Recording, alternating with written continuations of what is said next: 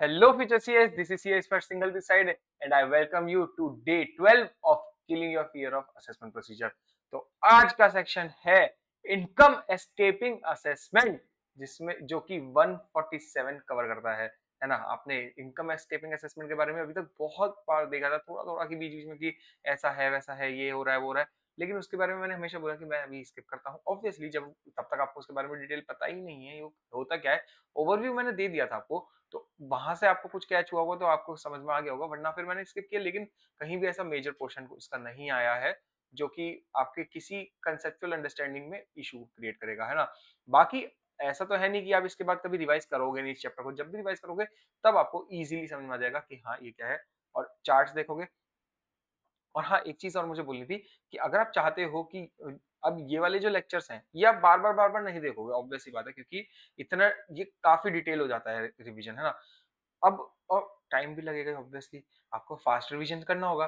Fast revision जब करना होगा तो उसके लिए वीडियो चाहिए, और अगर यही चार्ट की चाहिए तो आप कमेंट में मुझे बता दीजिए, चाहे डीएम करिएगा, चाहे कुछ भी करिए, मैंने सारे सोशल मीडिया आपके लिए ओपन कर रखे हैं बिल्कुल। तो आप एक बार मुझे बस बता दीजिएगा कि यस आपको इसके चार्ट रिवीजन भी चाहिए ही चाहिए, जो कि मैं क्विक रिकैप में डाल दूंगा, और मुझे नहीं लगता उसमें 2 से 3 घंटे से ज्यादा लगेंगे, ठीक है। इसके बाद मैं बताता हूँ, यहाँ पे शुरू करते हैं इनकम एस्केपिंग असेसमेंट। अभी तक आपने बहुत चीजें पढ़ ली हैं, आपने रेगुलर असेसमेंट पढ़ लिया, आपने समरी असेसमेंट पढ़ लिया, है ना, और उसके बाद आपने फिर कलेक्टिंग इन्फॉर्मेशन का पढ़ लिया, उसके बाद आपने फिर रेड पढ़ ली, उसके बाद ब्लॉक असेसमेंट पढ़ लिया। अरे इतना कुछ पढ़ लिया, अभी इनकम एस्केपिंग असेसमेंट भी पढ़ना है, इतना कुछ है, इतने सारे असेसमेंट है, कितने असेसमेंट करोगे यार, कितना खून चूसोगे एसएससी का। होता है, चूसते हैं खून ये लोग, कौन एओ लोग डिपार्टमेंट के। अब देखो, अभी तक ना इतनी सारी चीजें हो गई हैं, डिफरेंट टाइप्स के एक्शन हो गए हैं जो एओ लेता है, तो इसलिए कंफ्यूजन हो गई होगी, तो इसलिए चलो उसको एक बार समराइज कर लेते हैं, फिर आगे बढ़ेंगे, हम इनकम एस्केपिंग असेसमेंट को समझेंगे। देखो, अगर नॉर्मल चेकिंग होती है, जो आपने रिटर्न फाइल करी उसकी एक नॉर्मली ऊपर ऊपर से चेकिंग करेंगे और वो कंप्यूटराइज्ड मैनर में करेंगे, तो इंटीमेशन आती है 143(1) में। और अगर उसको फिजिकली चेक करेंगे, कंप्यूटराइज नहीं, फिजिकली चेक करेगा, एओ करेगा, तो उसको स्क्रूटिनी या फिर रेगुलर असेसमेंट बोलते हैं। उसका नोटिस जाता है 143(2) में और उसका ऑर्डर आता है 143(3) में।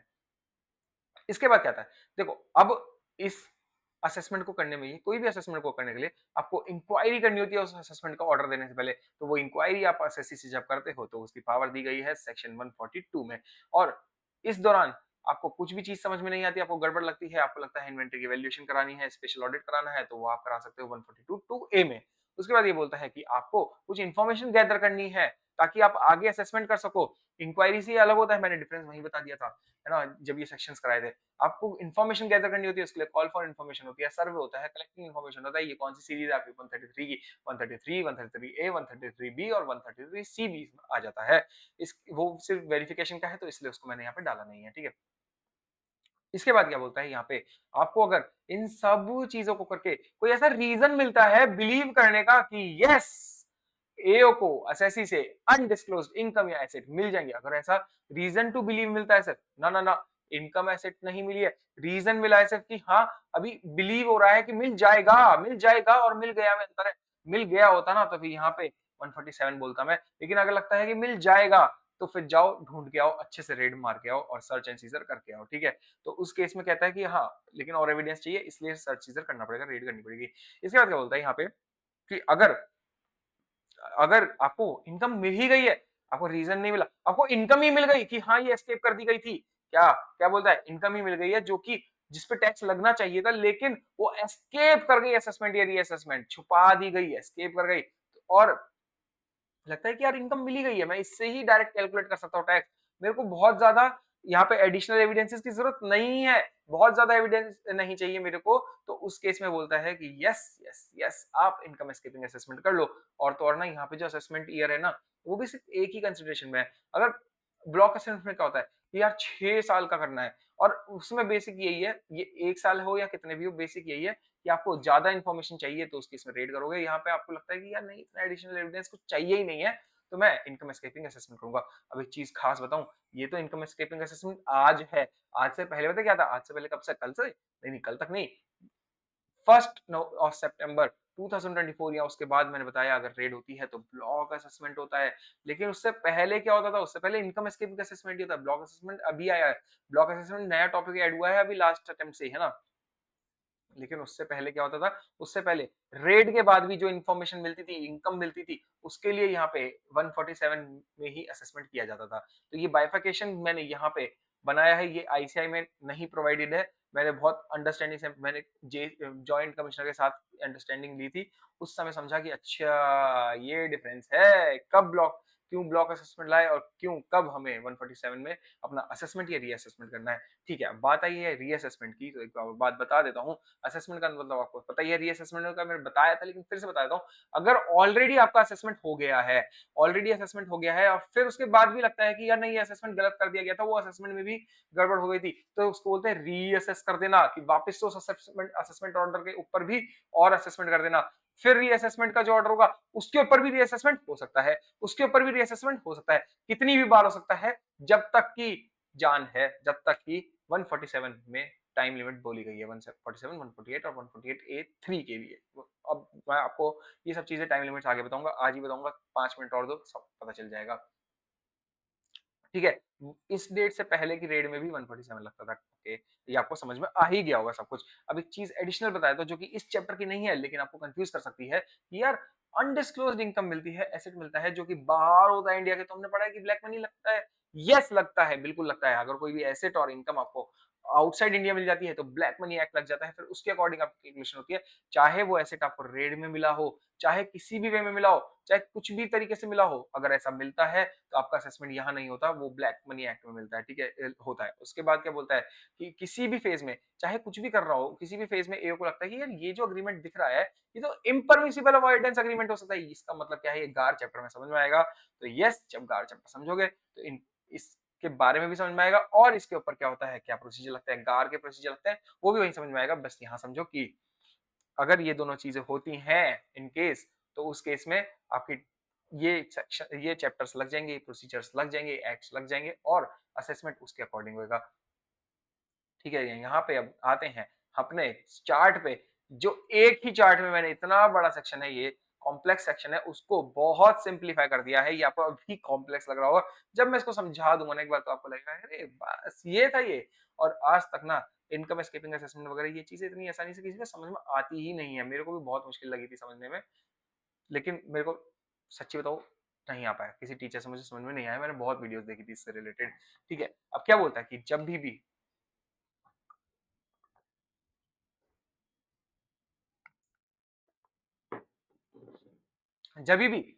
असेसी जब भी एओ को पता चलता है कि यस असेसी की कोई सी इनकम तो एस्केप कर गई है असेसमेंट, तो वो यहाँ पे इनकम एस्केपिंग असेसमेंट करता है, इनकम एस्केप कर गई है इसलिए। लेकिन ये पता कैसे चला कि इनकम है ऐसी कोई जो एस्केप कर गई है? ये कहीं से तो इन्फॉर्मेशन मिली होगी ना, कहीं से तो मिली होगी। कौन से सूत्रों से मिली है, बता दो बता दो बता दो। तो ये इन्फॉर्मेशन किससे मिल सकती है, किससे मिल सकती है, वो यहाँ पे दे रखा है। ये 4-5 चीजें हैं, एक ये है और एक ये है, इन जगहों से मिल सकती है। तो इसको तब फैला के दिया क्योंकि जहां से इन्फॉर्मेशन मिलेगी उसके अकॉर्डिंग उसका प्रोसीजर में थोड़ा थोड़ा सा डिफरेंस है, वो मैं समझाता चलूंगा यहाँ पे। लेकिन उससे पहले एक चीज समझ लो, ये तो सोर्स में बता दूंगा, बट ये क्या लिखा है, ये सब क्या लिखा हुआ है, ये सब क्या लिखा हुआ है मैं एक बार बता देता हूँ।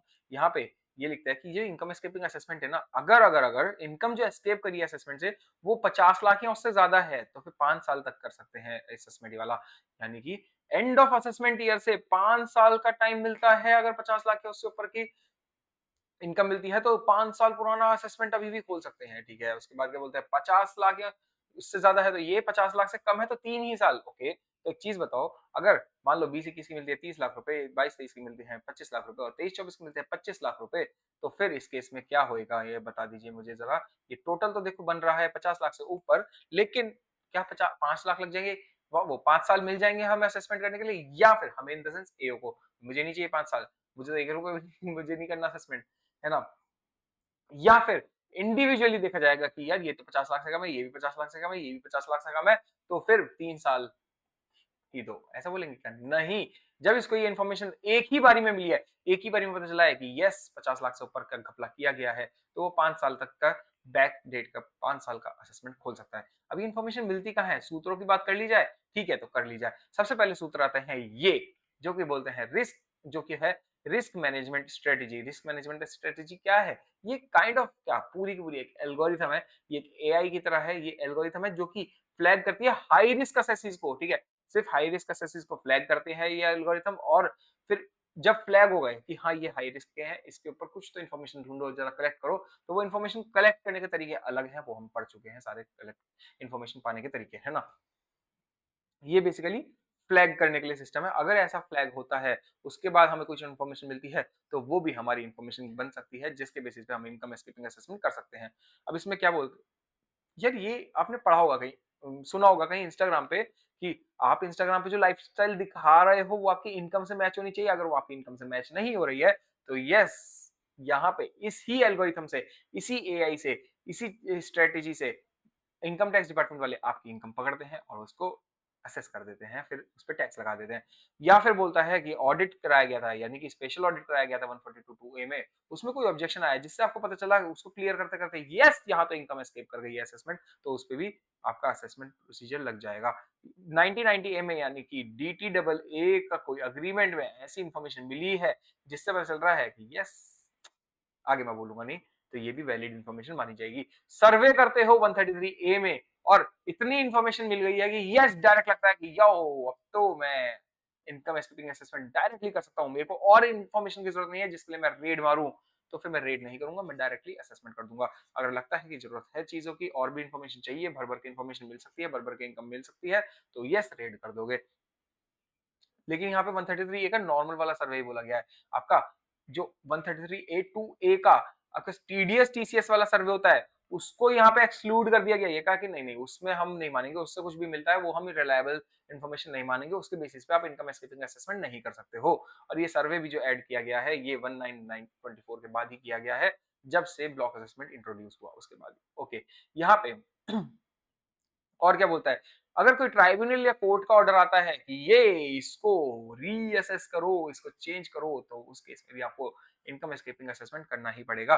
और तो और यहाँ पे एक चीज और देखो, यहाँ पे बोलता है कि अगर 135A क्या है, जो कि कहता है फेसलेस मैनर होना चाहिए कलेक्टिंग करने का, इन्फॉर्मेशन इन्फॉर्मेशन कलेक्ट करने के जो पावर्स है ना, वो हमने पीछे भी पढ़े हैं सेक्शंस में कि पावर्स तो बहुत सारे सेक्शन देते हैं, लेकिन 135A क्या देता है, वो शक्ति को यूज करने का एक तरीका बताता है कि इस पावर को आप यूज कैसे करोगे, चिट्टी चिट्टी चैट करके, चैटिंग चैटिंग करके फेसलेस मैनर में आप करोगे, तो वो 135A भी बोलता है, वो मैनर बताता है। 135A मैनर बता रहा है, यानी कि आपने कोई भी इंफॉर्मेशन या किसी भी सेक्शन के पावर्स यूज करके कलेक्ट करी हो वो इंफॉर्मेशन, लेकिन अगर फेसलेस मैनर में आई है, तो वो यहाँ पे मानी जाएगी वैलिड, और उसके ऊपर फिर आप उस इंफॉर्मेशन पे इनकम एस्केपिंग असेसमेंट कर सकते हो। नोट कीजिएगा कि सर्वे में तो आपको फिजिकल प्रेजेंस ही रखनी पड़ती है, इसलिए सर्वे में आप नहीं कह सकते कि ये जो इन्फॉर्मेशन मिली है वो मुझे 135A के दौरान मिली है, क्योंकि सर्वे के लिए वैसे भी यहाँ पे देखो एडिशनली अलग से बोला गया है कि सर्वे में जो इन्फॉर्मेशन मिली है वो भी बन जाएगी आपकी वैलिड इन्फॉर्मेशन, जिस पे आप असेसमेंट कर सकते हो। इसके बाद ट्राइब्यूनल ऑर्डर के बारे में मैं यहाँ पे ट्राइब्यूनल और कोर्ट के ऑर्डर के बारे में बाद में जरा डिस्कस करूंगा, इसके और इसके भी प्रोसीजर्स के बारे में आगे डिस्कस करूंगा, लेकिन मैं आपको एक जनरल प्रोसीजर जो होता है वो इन केसेस के बारे में एक बार बता देता हूँ।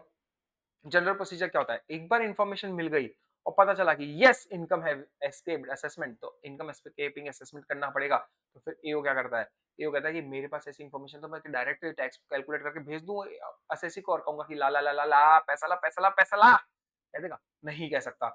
उसको ऑब्वियस सी बात है यार, कोई भी ऐसा ऑर्डर जो कि प्री जुडिशियल हुआ असेसी है, तो उससे पहले उसको नोटिस देके अपॉर्चुनिटी ऑफ बीइंग हर्ड तो देना पड़ेगा ना, उसको मौका तो देना पड़ेगा बोलने का। तो 148A में वो बोलेगा, ए असेसी, ए तू बोलना, ए बोलना, ए बोलना जरा, तू बोल, तो तुझे मौका दे रहा हूँ, बोल मेरी जान, तू बोल, तो एक बार इंक्वायरी कर रहा हूँ मैं तेरी, बोल कि मैं क्यों, ये इन्फॉर्मेशन भी देगा, हाँ इन्फॉर्मेशन देगा, ए बोलना कि मैं ये इन्फॉर्मेशन दे रहा हूँ, तू ये देख मेरे पे ये आया इन्फॉर्मेशन, मेरे को तेरे काले चिट्ठे पता चले, मेरे को तेरी इनकम पता चली है कि हाँ तूने इनकम एस्केपिंग असेसमेंट कर दूं मैं तेरा, क्यों ना करूं बता, बोल बोल बोल, क्यों ना करूं मैं तेरा इनकम एस्केपिंग असेसमेंट। तो एओ एसएससी को ऐसे डांट सकता है, वो बोलेगा कि opportunity of being heard they रहा हूँ, यस तुम मुझे बताओ कि इस इंफॉर्मेशन को होते हुए भी मैं क्यों इनकम एस्केपिंग असेसमेंट ना करूं।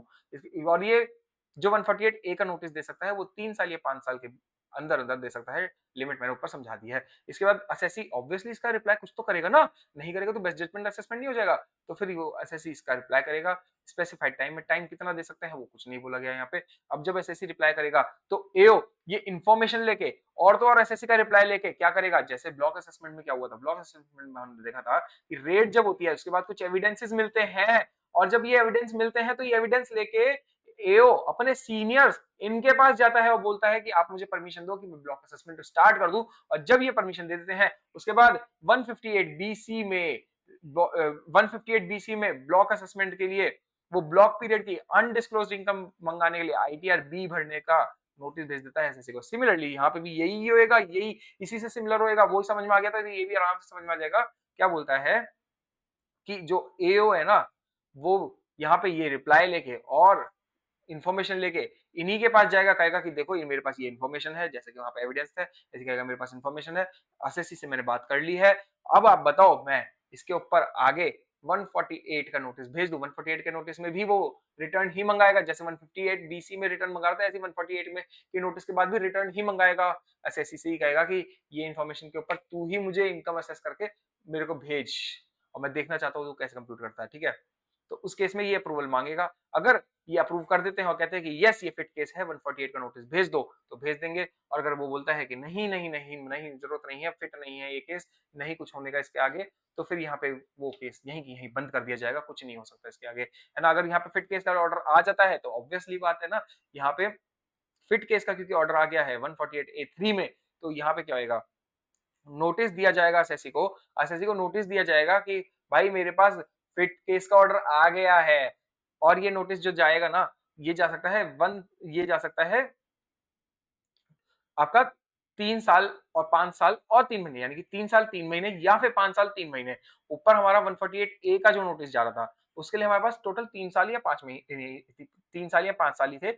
और जब 148 के नोटिस की बारी आएगी 148A के बाद कि भाई रिटर्न फाइल करो, उसके लिए 3 साल 3 महीने या फिर 5 साल और 3 महीने हैं। 3 महीने एक्स्ट्रा क्यों दिए गए? ऑब्वियसली 3 महीने आपको दिए गए हैं कि भाई अपॉर्चुनिटी ऑफ बीइंग हर्ड लोगे, उसके बाद दोगे, फिर उसके बाद आपके पास जो आएगी इन्फॉर्मेशन, रिप्लाई आएगा, उसके बाद आप एप्लीकेशन करोगे सीनियर्स को, वो अप्रूवल देंगे कि फिट केस है, या उसमें टाइम लग सकता है ना। तो 3 महीने उसके लिए एक्स्ट्रा दिए गए हैं इसलिए ही, ठीक है। यहाँ पे क्या होगा, नोटिस दिया जाएगा एसएससी को कि भाई ये तो फिट केस था, तो अब तुम जरा 148 का ये नोटिस है, तो अब तुम रिटर्न फर्निश करो। और एक चीज सुनो, ये जो 148 का नोटिस आएगा ना, इसके अगेंस्ट कोई अपील फाइल नहीं करी जा सकती। भाई अगर एओ एसएससी से बोल रहा है कि तुम जरा रिटर्न फाइल करो, तो एसएससी को रिटर्न ही फाइल करनी है।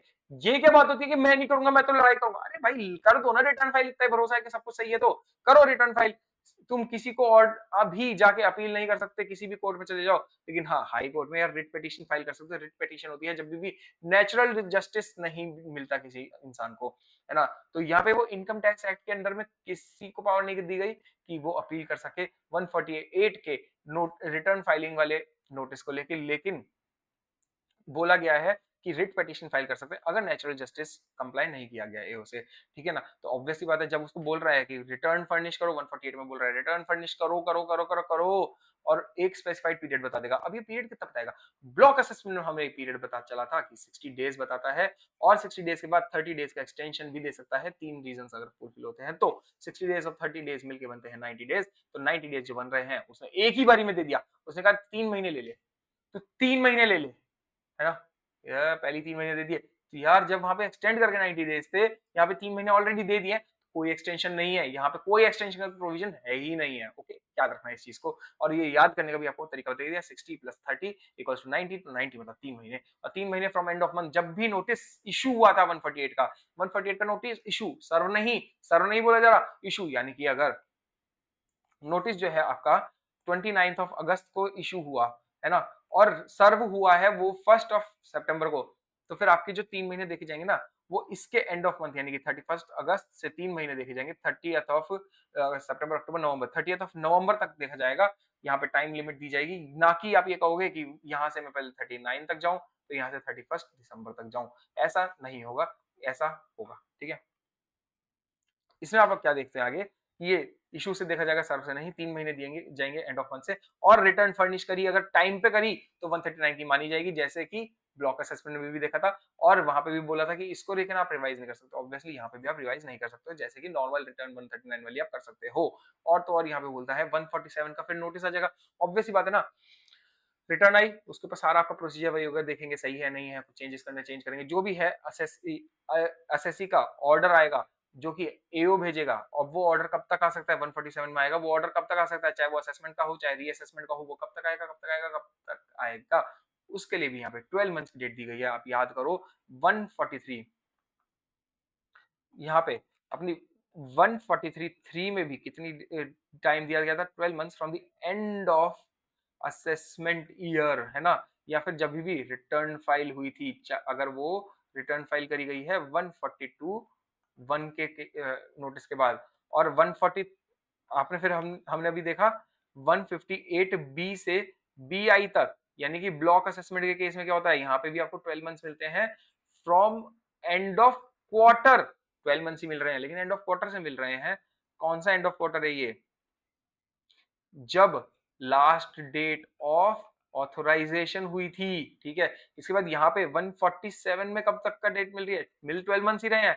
अब देखोगे कॉमन है 12 मंथ्स ही मिल रहे हैं, लेकिन यहाँ पे मिल रहे हैं फ्रॉम नोटिस अंडर सेक्शन 148 जब सर्व किया गया, यहाँ पे सर्विंग की बात आ गई है, ठीक है। ऊपर यहाँ पे इशू का था, जब रिटर्न फाइल करनी है तो कम टाइम दिया जा रहा है, कह रहे हैं इशू से देखो, लेकिन जब अपने लिए टाइम देख रहे हैं 12 मंथ्स, तो नोटिस सर्व के टाइम से देख रहे हैं, ठीक है। जब नोटिस सर्व किया उसके एंड ऑफ फाइनेंशियल ईयर से, यहाँ पे ये चीज लिखनी रह गई है,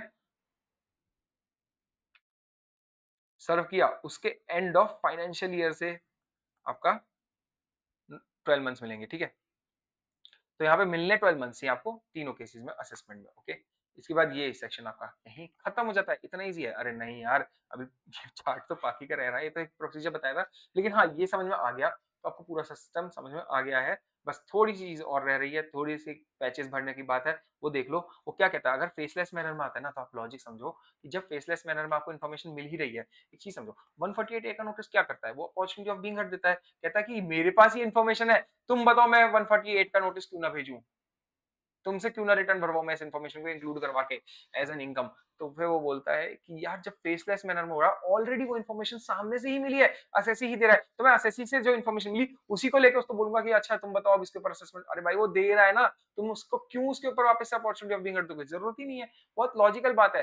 तो इसलिए ये बोलता है 148 ए का नोटिस यहाँ पे कंप्लाई करने की जरूरत नहीं है, अगर फेसलेस मैनर में आपको इन्फॉर्मेशन कलेक्ट हुई है, क्योंकि आपके पास रिकॉर्ड है कि यस ये इन्फॉर्मेशन सामने से आई है और एकदम सही आई है, रिकॉर्डिंग है उस चीज की अच्छे से राइटिंग में। डायरेक्टली 148 का नोटिस भेज दोगे, आपको लगता है भेजना है तो डायरेक्ट भेज दोगे, लेकिन ऑब्वियसली कोई भी असेसमेंट शुरू करने से पहले, ऐसे रिटर्न मंगवाने से पहले आपको additional commissioner, joint commissioner, additional director, joint director का इनका तो अप्रूवल चाहिए ही चाहिए, जैसे कि यहाँ पे भी चाहिए था। आपने देखा ना, इधर भी तो मांगा था ये अप्रूवल, तो ऐसे ही यहाँ पे भी 148 के लिए तो आपको ये अप्रूवल चाहिए चाहिए। और यहाँ पे भी टाइम लिमिट वही है 148 की, 3 ईयर 3 मंथ्स या फिर 5 year 3 months as per income की। अगर इनकम आपकी 50 लाख या उससे ज्यादा एस्केपिंग लगती है तो 5 साल 3 महीने, और 50 लाख से कम लगती है तो 3 साल और 3 महीने from end of relevant assessment year. इसके अगेंस्ट में भी आप अपील नहीं कर सकते हो, वो रीजन बता दिया था। रेट पिटीशन फाइल कर सकते हो, नेचुरल जस्टिस अगर कंप्लेंट नहीं करी गई है। और फिर उसके बाद क्या होगा, 148 का आपकी रिटर्न फर्निश के लिए बोला जाएगा, 3 महीने दिए जाएंगे, और उसमें रिटर्न जब फर्निश करेगा तो उसको रिवाइज नहीं कर सकता, और उस रिटर्न के ऊपर असेसमेंट ऑर्डर दिया जाएगा, जो कि 12 months from the end of financial year, जब भी ये 148 का नोटिस सर्व हुआ था तब से। ओके, ये भी हो गया है, सिंपल खत्म। इसके बाद यहाँ पे थोड़ा सा पेचीदा आता है, ट्राइब्यूनल या कोर्ट का ऑर्डर जब आता है। अब जब ट्राइब्यूनल या कोर्ट का ऑर्डर आता है ना, तो आप एक चीज समझो, एक तो नॉर्मली ऑर्डर्स आए हैं, नॉर्मली जब भी ऑर्डर आएगा कि हाँ ऐसा करो वैसा करो वैसा करो, तो आपका नॉर्मल जो भी आपका यहाँ पे 148 ए लगता है, उसके लिए जो टाइम लिमिट लगती है 3 साल 5 साल, उसके बाद आपका 148 होता है फिट केस में, फिर उसके बाद उसमें भी 3 साल 5 साल और 3 महीने मिलते हैं, उसके बाद आपकी रिटर्न फाइल करिए, सब प्रोसीजर सेम रहेगा, सेम टू सेम रहेगा। लेकिन यार एक चीज समझो, अगर कोर्ट का ऑर्डर आया है और ट्राइब्यूनल या फिर ट्राइब्यूनल का ऑर्डर आया है, और इसमें क्या कहता है, अब यहाँ पे केस समझना। इन केस मान लो एओ ने क्या किया था कि मिस्टर ए है और मिसेज ए है, उसकी वाइफ है ना। मिस्टर ए ने कुछ इनकम कमाई 20 लाख रुपए, मिसेज ए ने इनकम कमाई 12 लाख रुपए। अब वो कहता है कि नहीं नहीं ये तो क्लब हो जानी चाहिए, तो ये 12 लाख भी इसके में ऐड हो जाएगा मिस्टर ए के में, और इसकी इनकम 32 लाख बन जाएगी। और मिसेज ए तो कुछ करती नहीं, वो तो हाउस वाइफ है, वो घर में रहते हैं, काम करते हैं घर का, लेकिन उसके लिए आप पे तो करते नहीं हो, तो इसलिए इनकी इनकम नहीं मानी जाएगी। यहाँ पे 32 लाख मिस्टर ए की ही इनकम मानी जाएगी, ऐसा एओ ने ऑर्डर दे दिया। अब मिस्टर ए जाता है इसके अगेंस्ट में, नहीं नहीं नहीं ऐसा नहीं होगा यार, ये 12 लाख रुपए उसकी इनकम है, 12 लाख तक टैक्स बचता है भैया। मिस्टर ए कहता है कि नहीं नहीं मिसिस ए की ही इनकम है ये 12 लाख, ओके मेरी नहीं है, मेरी तो 20 लाख इनकम है, 20 लाख पे टैक्स दे रहा हूँ, 20 लाख पे टैक्स दूंगा, 12 लाख पे वो टैक्स देगी, उसका टैक्स नहीं बनता, रिबेट मिलती है, तो वो उसकी हेडेक है। मेरी इनकम 20 लाख ही है, मैं 12 लाख नहीं दूंगा। तो इस केस में फिर कोर्ट क्या कहता है, कोर्ट कहता है कि हाँ यार, कोर्ट को बाद में समझ में आता है जब सी से देखता है कि यार ये इनकम तो उसकी अलग है, मिसिज ए की, मिसिज ए की अलग इनकम है, वो 12 लाख तुमने इसके में क्यों ऐड कर दिया? वो कहता है कि एक्सक्लूड करो इसको, ये 12 लाख को ए के में से एक्सक्लूड करो, मिस्टर ए के में से एक्सक्लूड करो और मिसिज ए के में ऐड कर दो। तो जब ये ऐसा करने कहेगा तो इस केस में ना कोई भी टाइम लिमिट नहीं देखी जाएगी। ऐसे केसेस में आपकी टाइम लिमिट नहीं देखी जाएगी। आपको 3 साल 5 साल चेक नहीं करना है, चाहे 10 साल बाद ऐसा आया हो ऑर्डर, तो भी आपको बिना टाइम लिमिट देखे और डायरेक्टली डायरेक्टली आपको 148 देना है, क्योंकि कोर्ट का ऑर्डर है यार 148। फिर क्या फिट केस देखना भाई, ऑब्वियसली फिट केस है तो 148 का नोटिस भेजोगे और फिर उसमें कोई टाइम लिमिट नहीं देखी जाएगी। फिर वापस से रिटर्न मंगाओगे, उसके बाद आप वापस से असेसमेंट करोगे। सिंपल प्रोसीजर है, टाइम लिमिट सेम है। टाइम लिमिट से यहाँ पे सेम रहेंगी कि भाई 3 महीने के अंदर अंदर रिटर्न फाइल करोगे 148 का नोटिस भेज के। जब भेजोगे तो रिटर्न फाइल हो जानी चाहिए 3 महीने के अंदर अंदर, और फिर उसके बाद असेसमेंट ऑर्डर आएगा, उसके लिए टाइम लिमिट्स हैं। लेकिन ये स्टार्ट करने के 148 के लिए कोई टाइम लिमिट नहीं है, वो टाइम लिमिट खत्म हो जाएगी इस केस में। उसके बाद एक चीज और सुनो, अगर मान लो ये भी हो सकता है ना कि एक साल से निकाल के दूसरे साल में ऐड कर दी, जैसे कि यहाँ पे एक पर्सन से निकाल के दूसरे पर्सन के में ऐड करी। ऐसा हो सकता है ना कि एक ऑर्डर अब की बार बोले कि यार एक पर्सन के में से एक साल के में से निकाल के दूसरे साल के में ऐड कर दो, है ना, ईयर चेंज करवा दो। यानी कि असेसमेंट ईयर मान लो बोलता है 24 25 की इनकम को तुम निकालो और असेसमेंट ईयर 23 24 में जाके फेंक दो, वहां पे टैक्स करो। तो ऐसे केस में भी क्या होगा भाई, एक से निकाल रहे हैं दूसरे से दूसरे में डाल रहे हैं, सिर्फ प्लस माइनस का खेल हो रहा है, यहाँ पे कहीं भी इनकम बढ़ा नहीं रहे हैं। तो इस केस में भी टाइम लिमिट नहीं देखी जाएगी। लेकिन एक चीज और होती है, उससे पहले ना एक क्वेश्चन पूछा जाता है। क्या पूछा जाता है कि एक बात बताओ, जब एओ का ये ऑर्डर आया था, जैसे मिस्टर ए और मिसेस ए के केस में एओ का ऑर्डर आया था कि ये 32 लाख मिस्टर ए के हाथ में पूरा पूरा टैक्स करो।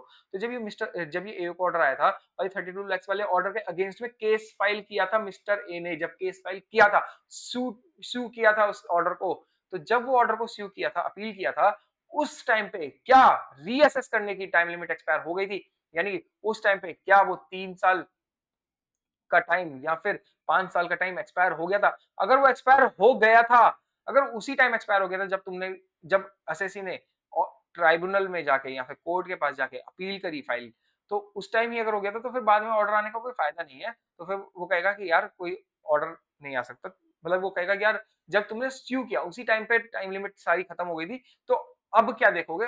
कुछ नहीं देखोगे। तो वो कहता है कि यस टाइम लिमिट एक्सपायर हो गई थी, तो फिर कोई पास ऑर्डर पास नहीं हो सकता, क्योंकि पहले ही टाइम लिमिट खत्म हो गई थी।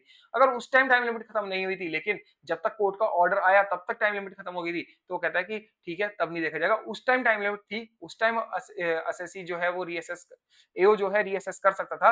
अगर वो उस टाइम रीअसेस कर सकता था तो यस, अगर तब आपकी टाइम लिमिट खत्म नहीं हुई थी तो अभी भी कोई टाइम लिमिट नहीं मिलेगी। तो यही बोलता है लॉजिकली 148 ए नॉट रिक्वायर्ड। हाँ, पता है एक चीज, यहाँ पे आपको मैंने जो बताया है कि 148 की क्या जरूरत है, जब कोर्ट बोल रहा है तो क्या फिट केस वगैरह देखना, तो लॉजिकली तो 148 ए रिक्वायर्ड नहीं है, लेकिन प्रोविजन में ऐसा एक्सेप्शन नहीं दिया गया। प्रोविजन में जो एक्सेप्शन दिया गया है ये सिर्फ और सिर्फ 148 ए में दिया गया है। लेकिन जो मैं बता रहा हूँ वैसे ऐसे प्रैक्टिकली हो जाता है कि ट्राइब्यूनल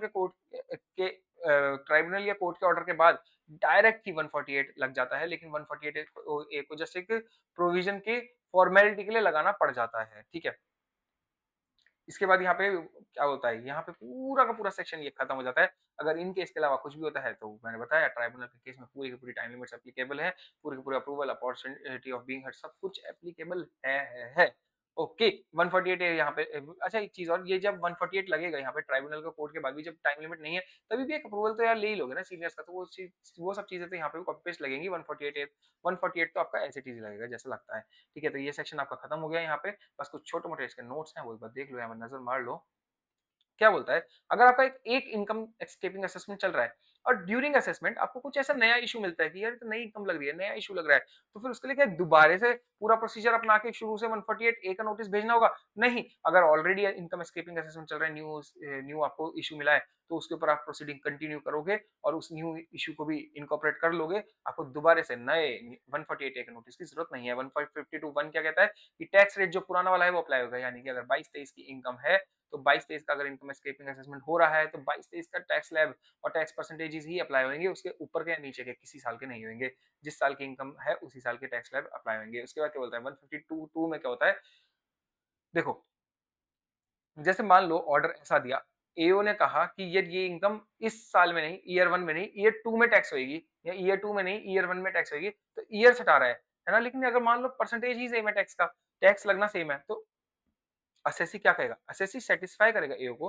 ये तो मैंने एग्जांपल बताया बस एक। असेसी ऐसे केस में सेटिस्फाई करेगा एओ को, कहेगा कि यार एक बात बताओ, तुम एक जगह इनकम कम करो, बढ़ाओ, कुछ भी करो, तुम इनकम का कुछ भी करो, औंधा इधर उधर अदरक बना दो उसको, ब्रोकली बना दो, कुछ भी बना दो उसका, लेकिन यार तुम एक चीज सिंपल सी समझो कि भाई मेरे टैक्स लायबिलिटी पे क्या अंतर पड़ेगा, तुम्हें तो टैक्स लायबिलिटी से मतलब है ना, मैं कुछ भी इनकम दिखाऊं, तुम्हें टैक्स लायबिलिटी चाहिए। ये वो कहता है हाँ जी हाँ जी, मेरे को टैक्स लायबिलिटी चाहिए, मेरे को तो पैसा चाहिए बस। अरे तो टैक्स लायबिलिटी पे अंतर ही नहीं आएगा, तुम कुछ भी करते रहो, है ना।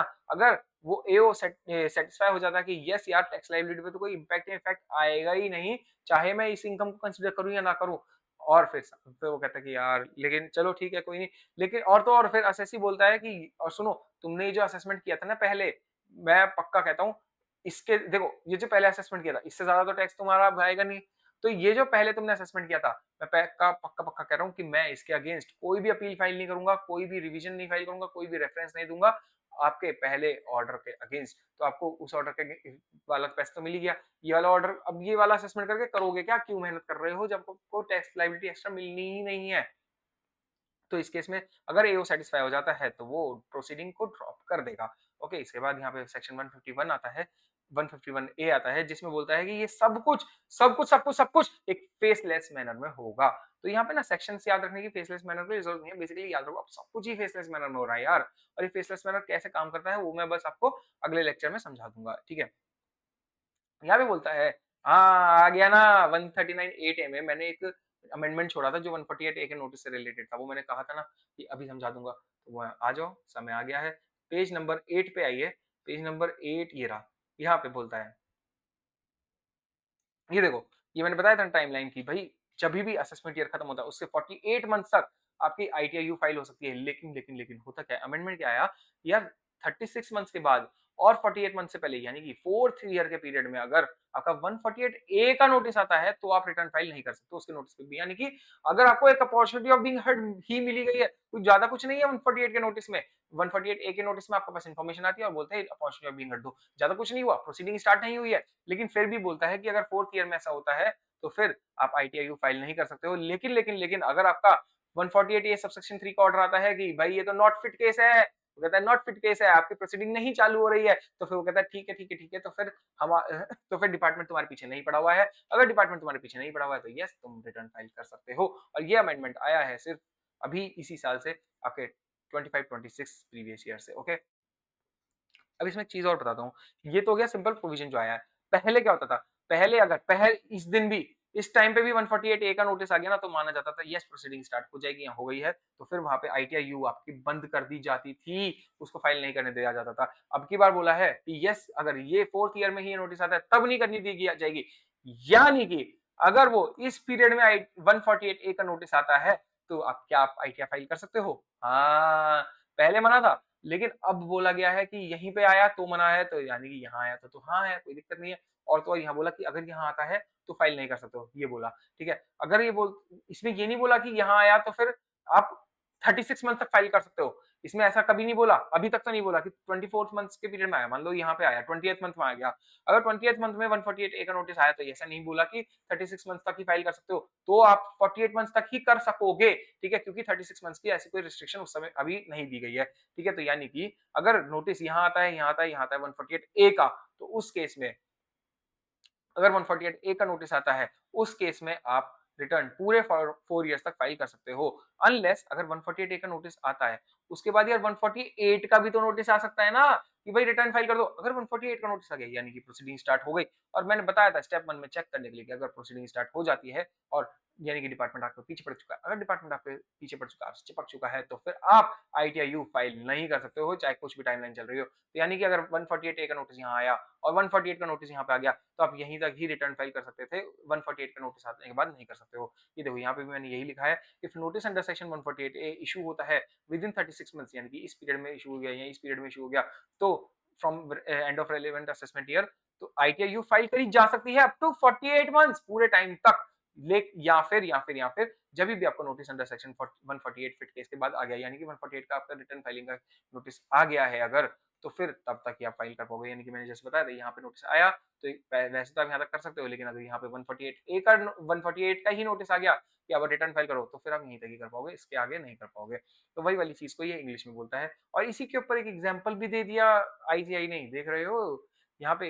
एग्जाम्पल नहीं, केस सिनेरियो में पूछा था यहाँ पे एमटीपी में, मैंने उसको बस एग्जाम्पल में कॉर्पोरेट कर दिया यहाँ पे, ठीक है। इसमें क्या बोलता है कि असेसमेंट ईयर 24-25 चल रहा है, तो एओ के पास कुछ इन्फॉर्मेशन है कि अनडिस्क्लोज्ड इन्फॉर्मेशन, अनडिस्क्लोज्ड इनकम है एक पर्सन की, तो वो इन्फॉर्मेशन को भेजता है, और तो और साथ में नोटिस भेजता है 148 ए का। उसमें बोलता है कि ये 148 ए का नोटिस ए को भेजता है, बोलता है कि यार देखो तुम्हारे पास, तुम्हारे को मैं मौका दे रहा हूँ अपॉर्चुनिटी ऑफ बीइंग हर्ड पर, ये इन्फॉर्मेशन हमारे पास है और तुम, लेकिन ना पता है 148 का नोटिस अभी नहीं इशू हुआ, तो क्या रहेगा।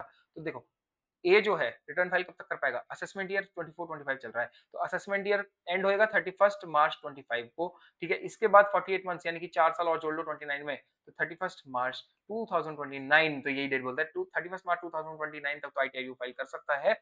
या फिर अगर 148 का नोटिस बीच में आ जाता है, विच एवर इज अर्लियर, यानी कि बीच में अगर 148 का नोटिस आ जाता है तो नहीं कर पाएगा, यानी कि 4 साल या फिर 148 का notice, which ever is earlier. Okay, ये एग्जांपल भी कवर हो गया है, आपका पूरा टॉपिक ये कवर हो गया है। एक चीज शायद मैंने बोली नहीं थी तो मैं दोबारा बोल देता हूँ, मुझे बस याद नहीं आ रहा कि मैंने बोली नहीं बोली, है ना।